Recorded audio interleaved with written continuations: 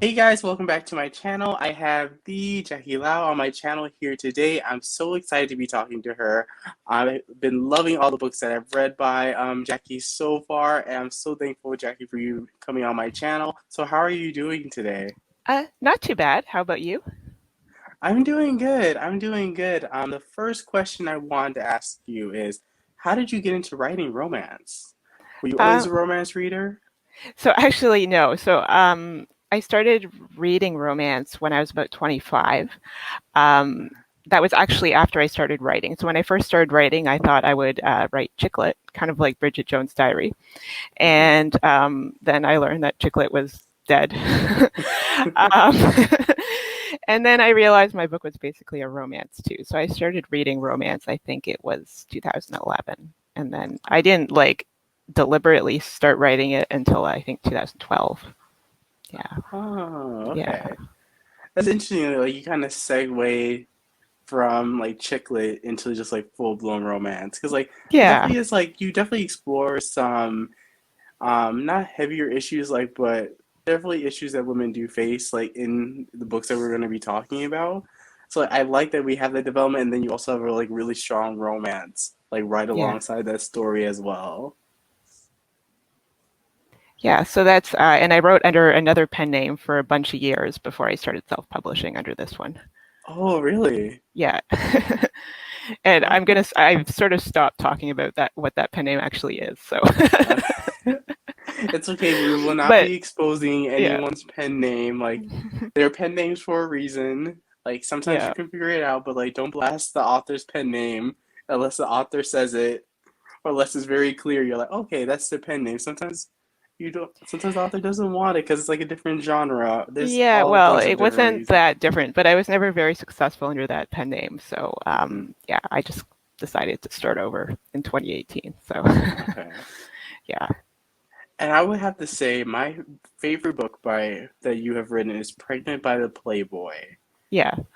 and I adored that book. Like from the get-go, I think I read it in one sitting. It literally only took me about an hour Yeah. to read the book, which is way fast that I'm normally. It usually takes me like a week to get Yeah. through a book, and I just sat down and was like, I could not stop reading this book. And I tried searching around, I'm like, I don't see book two. Like I thought this was supposed to be a series. Like I started having internal panic because like I love this character and I just want to see more. I wanted more from their story because like I just love them so much. Was that So the when first book of mine that you read, or? yes, Yeah. and then I went back. I was like, okay, I'm hooked. I'm addicted now. Like we're just gonna go down the rabbit hole now, and like we're just gonna go read everything that you have ever published. But where did that story idea come from? Did you just um, want to do that trope? so sort of. Accidental pregnancy is actually not one of my favorite tropes. Um, yeah. Um, like I don't hate it, but it's not one of the ones that like I look for. But once you've written like 10 books, you're kind of like, I want to do something a little bit different. And so that was part of the reason for that trope. Um, yeah. And I'd always sort of planned to write Vince's book Mhm. because it's sort of a spin-off series of the The Kwan Quan sisters series. sisters. So Hmm. Mr. Hotshot CEO is about so Vince is the hero of Pregnant by the Playboy, and then Mr. Hotshot CEO is about his older brother, but that's sort of in a different series, which maybe I'll put them together into one series. So I'd always sort of intended to write Julian's brother's books, and Vince's was the one that people asked me for the most often, I guess, out of all my secondary characters. So it came out, I guess, almost 2 years after Mr. Hotshot CEO. Um, yeah. Oh, that's really cool. And like one of the things that immediately drew me to your writing, kind of hooked me, was that your characters are so strong within the romance. Like their voices, their dialogue, it's like Yeah. all they feel very much fully fleshed out before they hit the page. So immediately when you meet the characters, you're like, okay, I already get a sense of your personality. I already distinctly remember your voice. I'm starting to pick up these really fun and cool side characters. So I wanted to know do you have to know the characters before you can know the plot, or sometimes do you have the plot and then you kind of work in the I characters don't know. They to fit sort it? of develop together a little bit. So I'm very much like a planner for my books. Um, for that book, like, because I had Vince was already a character before I had Hmm. sort of planned out everything else, and his family was all there from the previous book. So I sort of developed the characters and sort of the major, tropes and plot at the same time, I guess. And then eventually I do like a chapter by chapter outline before I start the book. Yeah. So Okay. that's sort of how it happens. Yeah. And I also, for that book, I really wanted to write an accidental pregnancy book where, with Asian characters, because it's not something that Hmm. I've seen a lot of. So that's part of the reason I wanted to write that trope too. Um, yeah. Yeah, and I was shocked that it worked for me so much because like I would have to admit I'm a huge surprise pregnancy trope fan. I know it's not popular, but I just loved how the hero handles like, no, no, no, you don't have to be in the baby's life. Like I get raped. Like why are you asking me to marry you? Like no, I barely know you.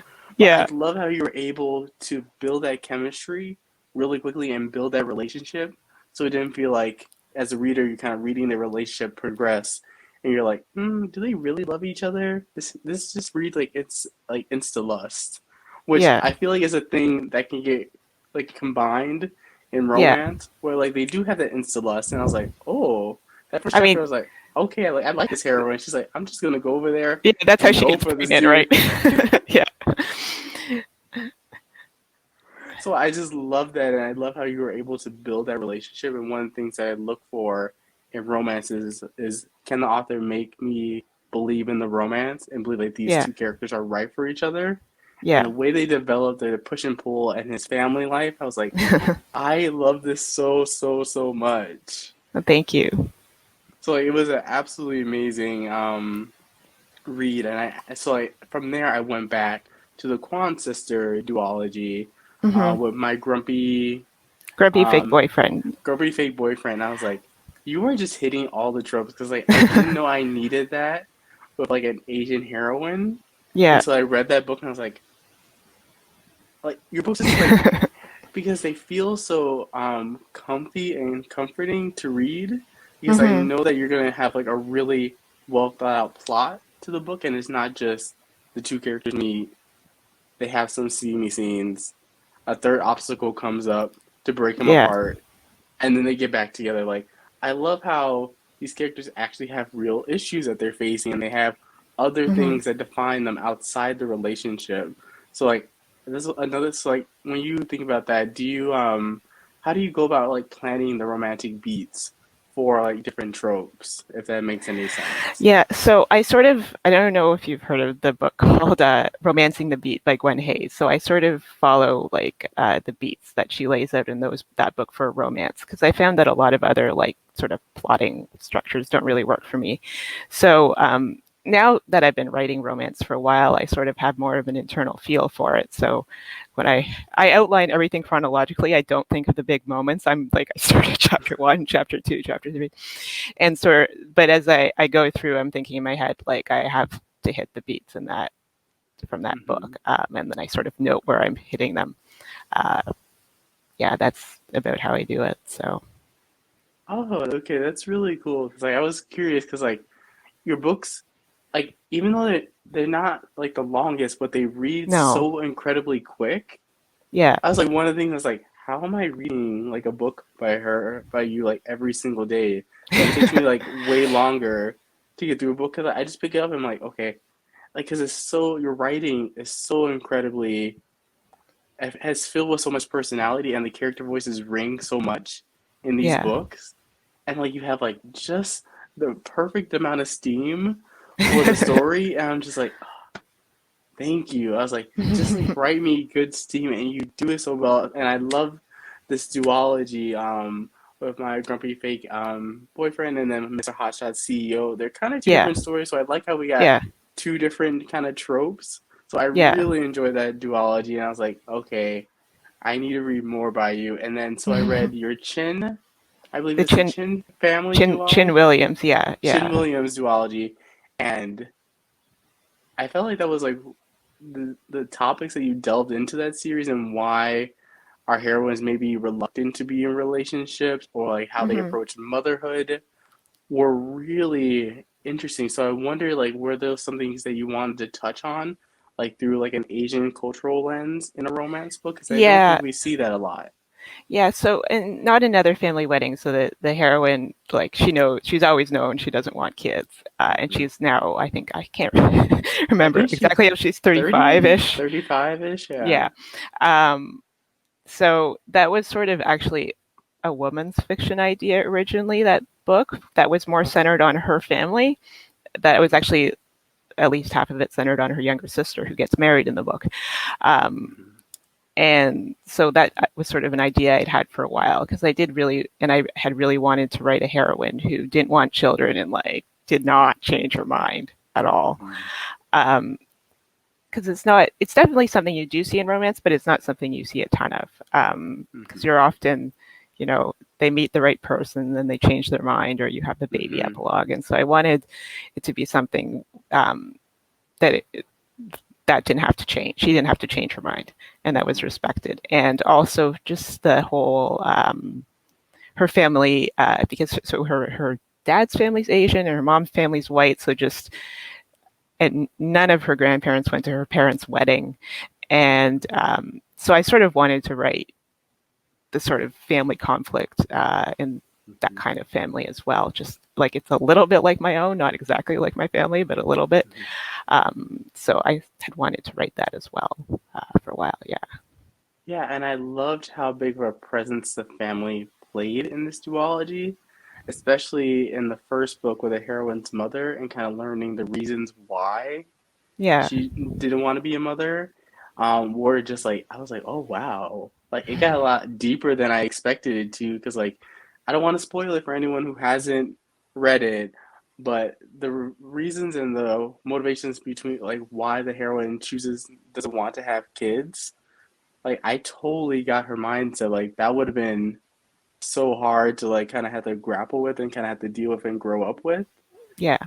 Kind of that being in that type of situation. So I absolutely loved the topics that you explored in this duology so much. I was like, and the fact that you challenged the kind of conventional happily ever after, Hmm. because that's usually like you just said, like it's usually a thing that you see in a lot of romances. They get married, they have a bunch of kids, or like the baby Yeah. epilogue.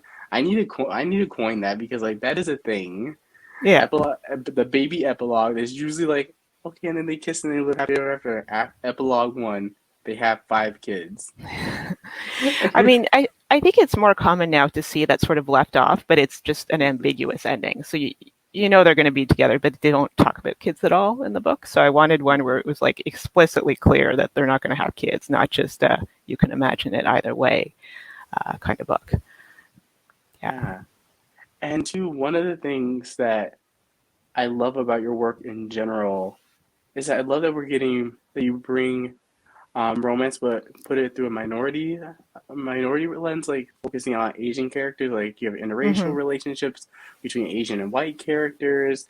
And I just love like just like looking at your book covers. I'm like, oh, an Asian man on the cover. You Yeah. don't see that a ton in Yeah. indie romance or romance in general. Like same with like Latino inspired romances. Like they're out there, but like you don't see them nearly Yeah. as much as your kind of stock like white guy, white girl couple Yeah. romance. You see like hundreds of thousands of those being published. So, like, what really kind of drove you to want to tell Asian-led romance stories?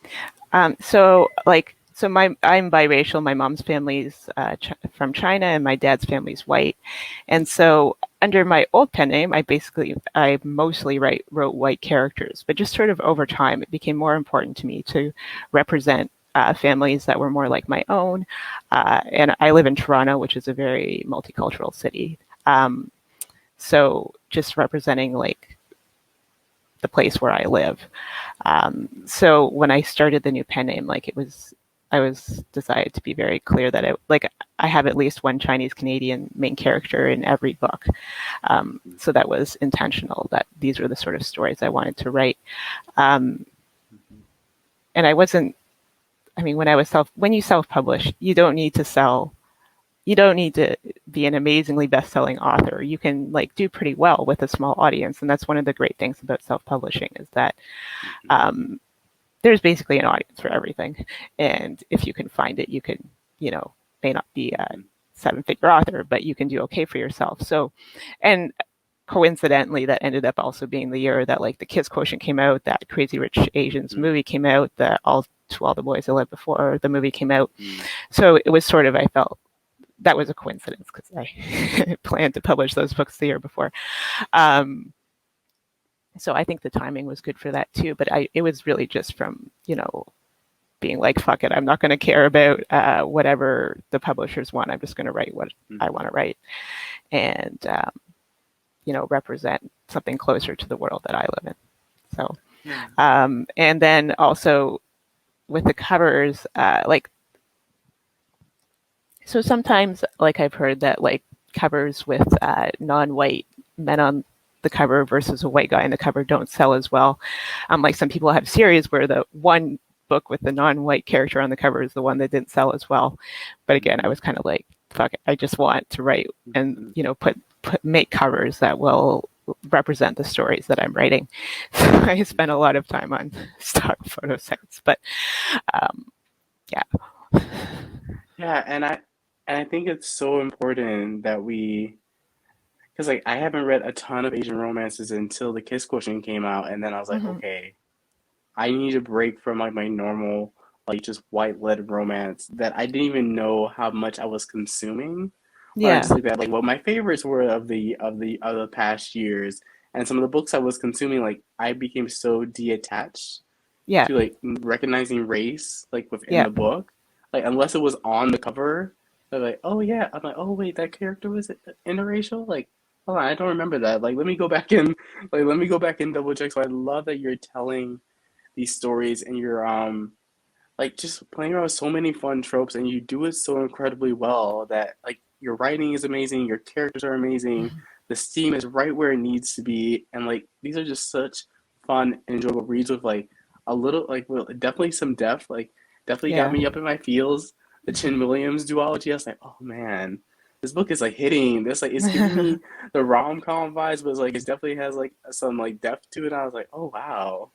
Like, I feel like Pregnant by the Playboy was like, I just want like all Jackie's books to be like just like this. Is like this one just spoke to me. Like so, if you Yeah. want to write 20 more surprise pregnancy romances, I will be extremely happy and extremely appreciative. You don't have to put them on Kindle. You can just send them to me, and that can be just like my thing that I just like to read because like I love that trope and people don't do enough with that trope.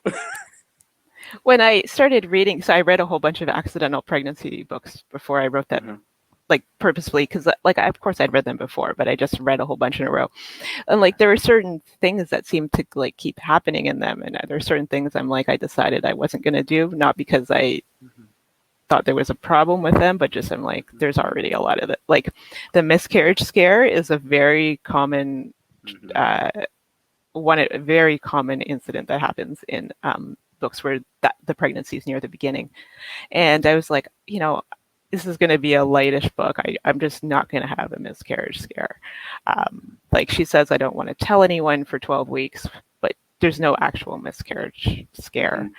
Mhm. Because I was like, I just don't need to put that in In here right the now. yeah. Yeah, and he is like on board with having the baby from the beginning, right? There was no, Hmm. I never There's a wanted to like be a dad. I I've never been wanted to. traumatized. And Yep. then until like the last 10%. And like, again, there's like a place for that, but like, I was like, there's a little bit too much of it. And then, so I had him like be really keen. Like, there's all these scenes with his little niece, right? Where, so you Hmm. see from the beginning that like he adores small children. Hmm. So I wanted him to sort of be on board with that from the beginning. Of course, those are both things that kind of decrease the conflict, which is probably why they're common. Um, Hmm. but I figured that was okay. I'm not like known for writing high conflict angsty books, so yeah, I figured that was all right. So I do have to ask you, what are some of your favorite tropes to write? Um, so I really like writing fake dating and like forced proximity, I guess, and Ooh. grumpy sunshine. Yeah, Hmm. I think those are probably my favorite ones. So yeah, accidental pregnancy is not one of my favorite, but it's still all right. And then second chance romance is not something I write much of either. I've only written Hmm. one under this pen name. Um, I'll probably write more in the future. Hmm. But yeah, it's not like one of the ones where like I see a book like that and I'm like, oh, I have to read it. Uh, Yeah. like it's something I enjoy if it's by an author I like, but it's generally not one of the ones that has me like immediately hooks me Hmm. just from blurb. So Oh, okay, that's cool. I love fake dating. That's such a good trope. Like the yeah, Glittery Sunshine. I need to read more. That trope does grow on me. Like I feel like I didn't know what that term was until like a year ago, and I was like, oh wait, that's what it's called. Like there's so many like I didn't know like reverse harem was a thing, or like there's yeah, so many tropes. And I'm like, oh wow, romance like goes like there's so many. Just like there's a romance for everyone. And I love that yeah, we're starting to see more yeah, Asian-led romances and Asian authors telling these stories coming yeah, out more and more and more. I know there's like Jen Trin, Helen Huang. I guess you can call Kevin Kwan quasi-romance. a little bit. I consider them like more contemporary, but like they're Yeah, quasi. Obviously the first book has a strong romance. The yeah, next two really don't. But I yeah. love that to all the boys I loved before by what is Jenny I'm blanking on the author's name. But I love that. I love those movies. Those movies did great. So I love that we're starting to get more spaces for different Yeah, and diverse voices in romance, and publishing is yeah. starting to take note. And I noticed that you have a book, Hmm. upcoming book that I believe is going to be traditionally published. Like, can you tell Yeah. us a little bit more details about that? Okay, so I decided that I wanted to look for a publisher, in part because what I was writing was sort of hot at the time, like sort of rom coms. Hmm. And we've seen a lot more books from major publishers in the past few years with diverse leads. Like there's still ways to go, but like it's definitely improved. Um, so I thought I would look for a publisher, partly just to get a bigger audience and to have my books in bookstores. And I'm definitely going to keep self-publishing too. Like I like self-publishing, but I decided that I would. Uh, my hope was to have like a book a year with a publisher. So I sold Donut Fall in Love, I guess, about a year ago to Berkeley, and that was actually on proposal. And it was near the beginning of the pandemic. Oh, So like really? it went on submission, yeah, in like April after, yeah. So it all happened pretty fast. So yeah, I have a book with Berkeley coming in late October, and then I have also two more indie books before that coming out as well. Yeah. How do you write so much? Like, that is a lot. So I write. um, so I've gotten faster over the years. Like I didn't used to write this fast. So I write about 250,000 words a year, which like a longer book with a publisher would be like 90 to 100,000 words. Like that's what my Berkeley book is. And most of the self-published books I have are short. So they're like category length romances, they're about 60,000 words. Mhm. So I could write about four of those in a year, or like three of those and two novellas or something like that. This is my only job though, right? Like if I Mhm. had a day job, I wouldn't be able to do this. Um, so I can write my first drafts reasonably fast, and then I do a few rounds of revisions and then send it to the editor. Um, I don't anticipate writing faster than this. I think this is about like If you as write fast as I faster, I like. can't keep up with reading. Yeah, I mean that's the thing. Like, so there are indie authors who put out like close to a book a month, and I'm like, no, I'm not going to try to do this. Like, and also, yeah, like some readers will read like 12 books a year from one author, but like a lot of them won't. So, Mhm. uh, yeah, I figure no more than 6 books a year is fine. So, Yeah, just like give me a month breather. Like yeah, let me get a little break before instead I'm turning around, I'm like, wait, the author just released a book like 2 weeks ago. How can yeah, they have another book coming out? yeah, Wait, I'm like, oh my goodness, my wallet's gonna hate me. yeah. So it's Like, like as a reader, like I read about a book a week. I'm not like a super fast reader. So like if an author puts out a few books a year, that's probably about the most that I'm going to read from them. Um, Yeah. And so, like, could you tell us a little bit more about the plot? So, like, I get, like, is it like it taking place in like a donut shop? Is this like a romance that foodies will really love? So yeah, I mean, a lot of my books have a lot of food, and this one is one of Hmm. them. So the hero is a movie star, and which is a little bit different from my other books, and he's from Toronto, and he's spent some time in LA, but he's sort of back to living in Toronto after his mom died, uh, and he's walks into her bakery one day and accidentally destroys a bunch of donuts when he knocks into her. So that's how they meet in like the second chapter. And but he later asks her to help him because he's going to appear on a baking show that something like nailed it a little bit. Like it's not for like super successful amateur bakers. It's for people who only like sort of know what they're doing in the kitchen. Right. And he doesn't know anything at all about baking. So, but his mom had liked the show, and so he asked her to teach him how to bake. Um, and yeah, so that's Oh basically the my plot of the goodness. book. I saw the cover and I Yeah, immediately fell in love. I was like, okay, I need to pre-order this right now. Like, yeah, this is a no-brainer. Like, I'm like totally a cover person. I yeah. don't read the synopsis until after I buy it. I'm like, ooh, I see. Like, my intuition is very good. Like the cover, if the cover is A plus, I know the synopsis is gonna be A plus. Like, and you said nailed it. Nailed it is probably my favorite baking competition show.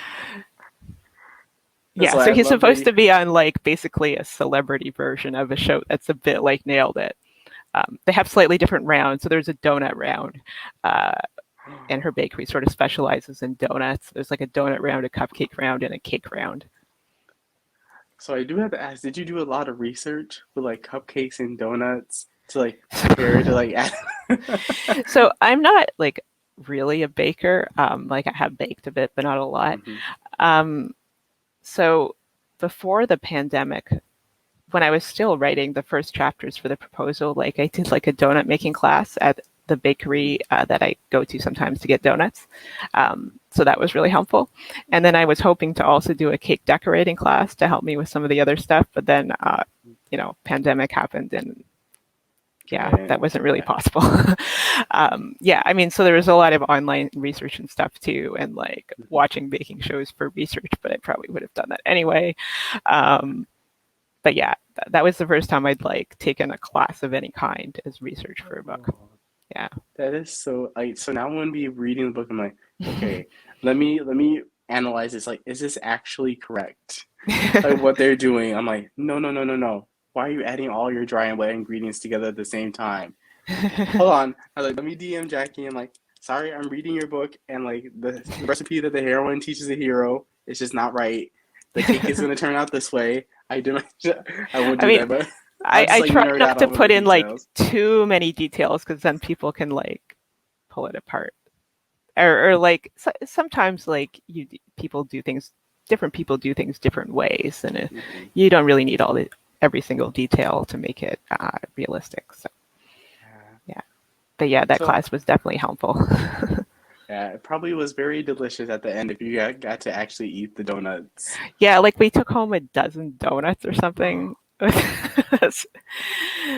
Yeah, they had prepared different. We didn't do everything ourselves, but they had prepared Hmm. like different fillings for us, like custard and stuff like that, Oh my goodness, and that showed us sounds how to so fill much them. Yeah. fun. Now I want to go out and go to Dunkin' Donuts and get some donuts. Because now I just have the donut craze. Like when I read your book, I'm just gonna make sure I have some donuts, some cupcakes, so I can just like get in the mood while reading. And will this one be available in audiobook as well, since it's Yes, gonna there be? is definitely an audiobook, which I believe is up for pre-order. Oh my god. I'm like it's a very big sign like when I like an author and they don't have a ton of audiobooks available. I Yeah. just like you know what, I'm gonna read it with my eyes. Usually I'm like, oh no, but then when I read Pregnant by the Playboy, I was like Jackie managed like you managed to just like ruin my audiobook reader status. And like now I'm here reading like with my eyeballs. So Yeah. people are gonna think I'm like really out like just like what's wrong with Charles right now? Like why is he physically reading books? Like did something happen to him? Like no, like your writing is so good, and it keeps my attention, and it's like it just moves, and it's like oh my goodness, your books are not overly long, but like I feel like I can just read them in like an hour or two. I'm like I need more, so I have like all your books on my Kindle, and I'm just trying to like pace myself. So like take your time, read through them. Don't rush them because if I rush and I read them all within a week, then I'll be like DMing you like Jackie, when is your next? I need like five more books because I'm reading these too fast. Actually, so some of them are coming. So my agent sold some of the audio rights to some of my books.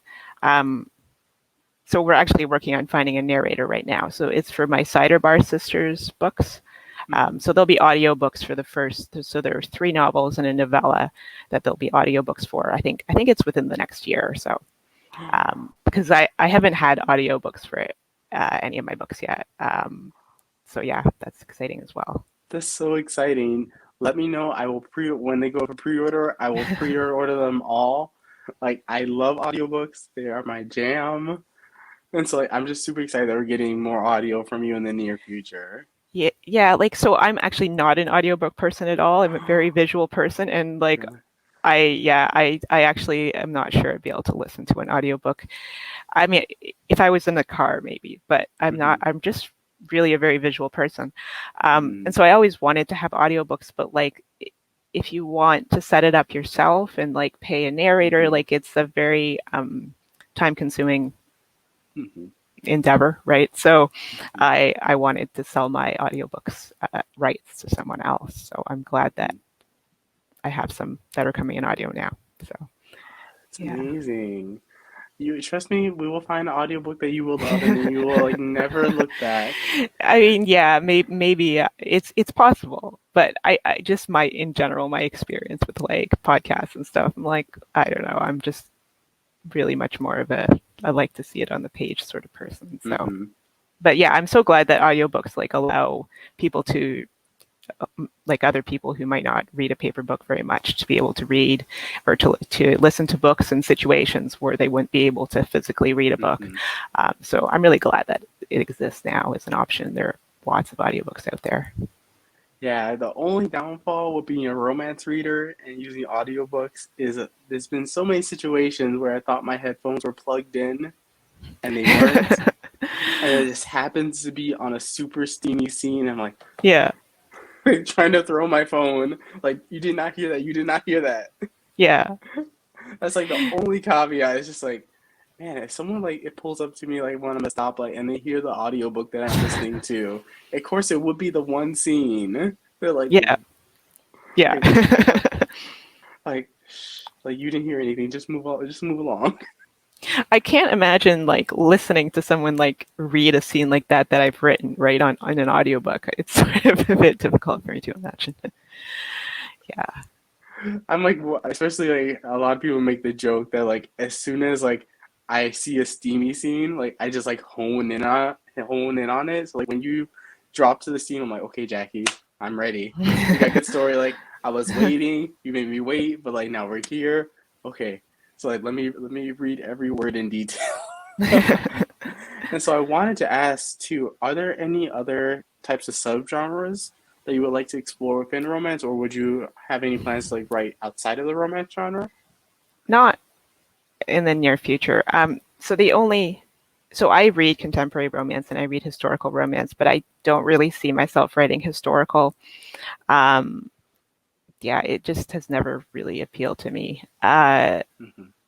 The most likely thing I would write is probably women's fiction, going back to more like the chick lit women's fiction that I read before I read romance.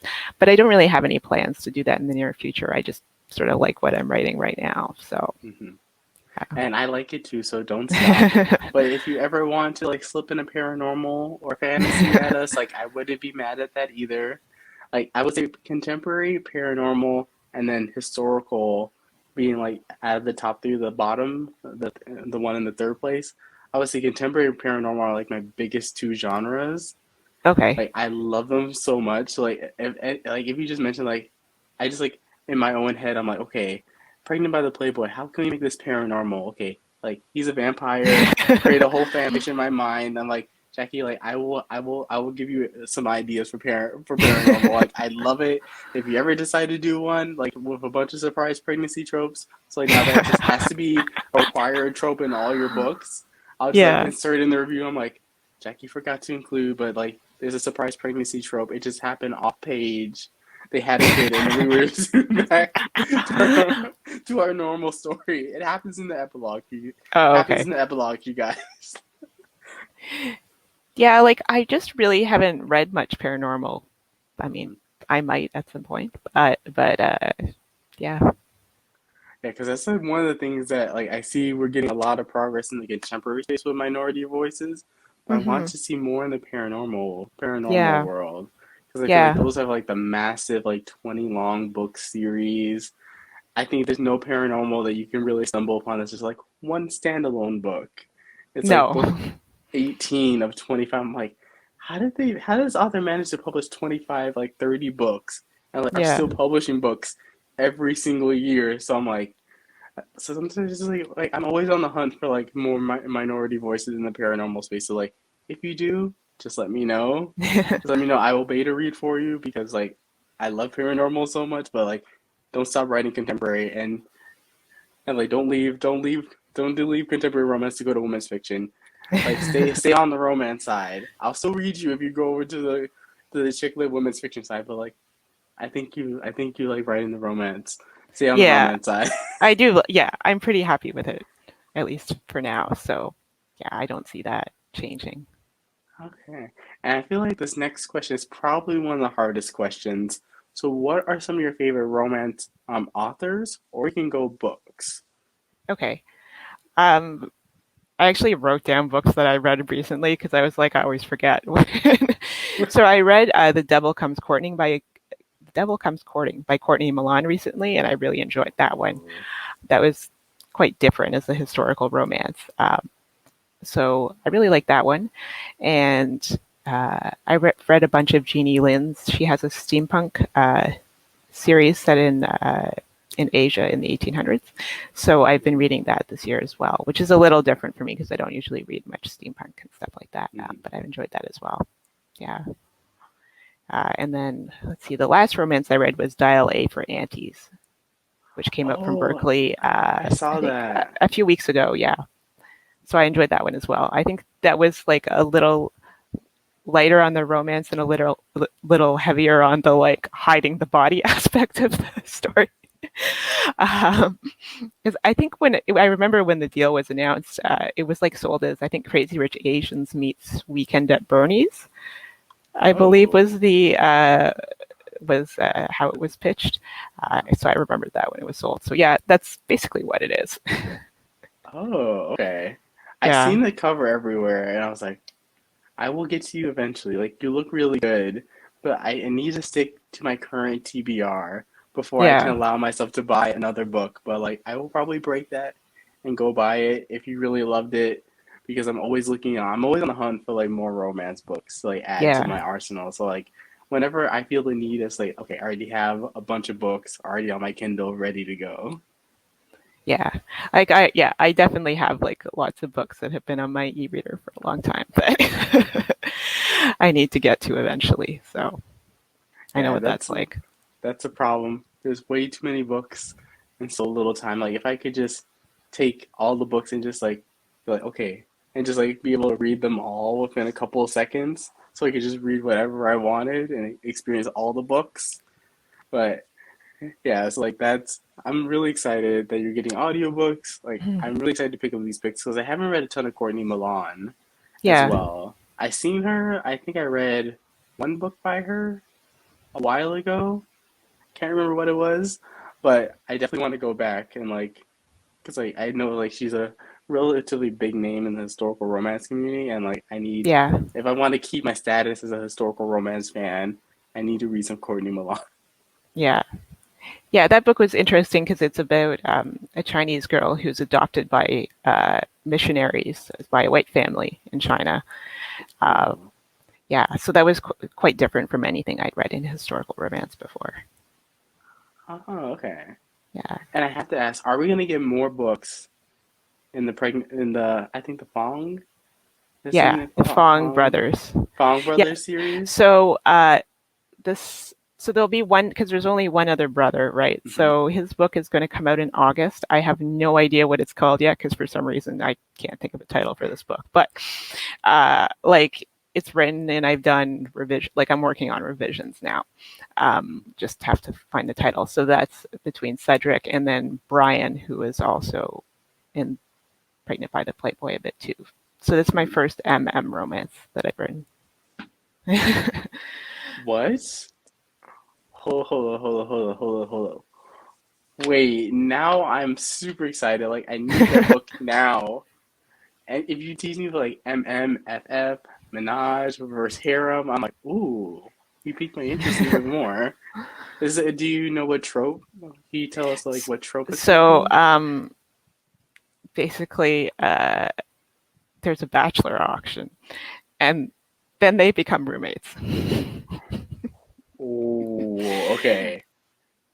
I am so excited right now. Like you do not understand like how excited I am. Like I will eagerly be waiting like for the pre-order link to link or like when the book drops on Amazon. I'll be like, okay, it's August. Where's the book? I like I'm like Jackie, when's the book dropping? Like I'm waiting on my Amazon. I have my credit card ready. I'm ready. Just take my money. Yeah, sometime in August. I'm not sure exactly when yet because I have another book coming out this June that I only just set up for pre-order. Uh, so, but sometime in August Ooh, so for would sure. you write more MM or even like kind of delve into like FF? So I might, yeah, there's one FF I've thought about writing. I never intended to write a lot of it. It's basically just I want to write families where there are people with different sexual orientations. So I will occasionally have like a mixed pairing series, uh, but it's not something I intend to do a lot of. But yeah, it is something I intend to do occasionally going forward. Oh, that's so cool. I feel like I've been seeing so many of my favorite romance authors, including you. Now that you mentioned that you have an MM book coming, where they just kind of like throw out like an MM or an FF book, and I'm like, wait, what?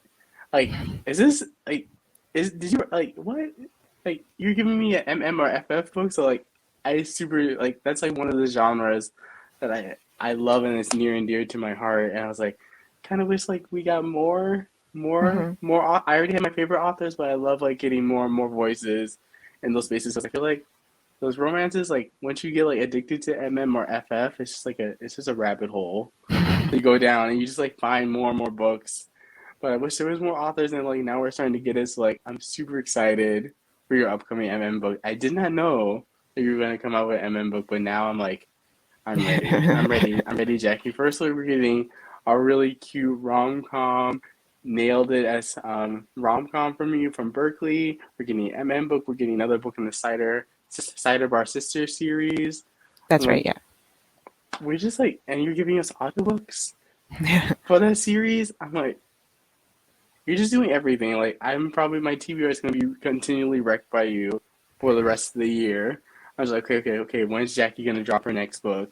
I'm probably gonna have to like drop whatever I'm reading and then go buy it and then read that and then try to return to the other books I'm reading about like survive like without avoid trying to avoid like a book hangover because I know I'm gonna love your books and then I'm like, okay, I need to pace myself and not just read like four books by you in one night. Yeah, I And definitely don't read my own books that fast. it's like when I'm in a book and I'm loving Yeah. it, I can't. I usually like to have like maybe one or two or three books going around the same time in different formats. So I Hmm. kind of like read a couple of chapters and kind of circle around. But when I'm like in like 100% focus in one book, I will finish it. I'll easily finish it within an hour, which is like rare for me. Like Yeah. even if it's like a 300, 400 page book, I'm like, okay, I'm just gonna sit here. Don't talk to me. Phone's on do not disturb. Do not bother me because I'm in this book. Because I find if I leave the book and go read something else, then I lose that momentum. And I'm like, okay, Right. I have to kind of reinvest myself and like kind of reconnect like with my earlier mental state when reading Hmm. the book. So like your books are like I just can't put them down when I start reading them. I'm like, Yeah. dang it, Jackie, like I need to go to bed on at a reasonable hour. Why did I open up one of your books thinking like, oh no, I could just read 2 chapters and then I can come back later? It's like, no, no, no, no, no. You're going to finish the book in one sitting because that's how good your writing and your characters are. Oh, thank you so much. I'm glad. And so I'm glad that you stay up late reading my books. I quarantine has like threw off my whole my whole like Yeah. normal sleep schedule and my reading schedule. So like it's like nothing for me to start a book. I'm like, oh wait, it's 2 a.m. Maybe I should go to sleep, or should I just finish this book? That's a dilemma. Yeah. And then just be like groggy the rest of the morning, the rest of the day, but then feel very satisfied that I finished the book. Yeah, I've never been actually a stay up late to read person. I'm very much a like read small amounts at a time person for some reason. I don't know. I don't know why, but I appreciate that you have like the willpower to say, I'm only gonna read 2 chapters of you, but I'll be back the next day to read more of you later on. Versus me, I'm like, okay, I need to find out I need to find out how this is all gonna play out. Sleep can wait. We can make up sleep on the back end after I finish this book. And like on a fun question that I like to ask is what have been some of your favorite movies like TV shows that you've been enjoying so far during quarantine, or they can just be all time favorites. so I watched a lot of Great British Bake Off, but I actually think I'm caught up at least what's available to me here. And then I've been watching K dramas recently. So my Mhm, husband's been working from home because of the pandemic. Uh, mhm. so I've been watching K dramas that have short episodes because most of them have like hour long or more episodes, which is sort of Yes. doesn't really fit into lunch hour a piece here. Yeah. So I've been watching. Well, I watched one called Love Struck in the City. That was pretty good. Mhm. And then I'm watching one now. What's it called? My Only Love Song, I think. And it involves like a time traveling sentient van that goes back like over 1,000 years. Yeah, What? it's pretty like out there, but it's kind of fun. So that's what I'm Oh, watching that's. now. I've almost done that. I need to get back into K dramas. I used to like be super, super into them a couple of years ago. I think Boys Over Flowers was one of the first ones that I Okay. watched, and that's pretty old, pretty considered old nowadays. Because I think that was like mid 2000s, Okay. Yeah, around I that haven't seen time that one. frame. And like something about the way they construct the chemistry between the two leads, and like they could just have they could just look at each other for like 15 minutes, and I'm just like I feeling all the feels. Like I don't know how they managed to do that. Versus American dramas is like okay, they see each other, they're making Yeah, out two I think seconds later. I think the romance arcs are generally more satisfying for me in K dramas than in Hmm. American TV.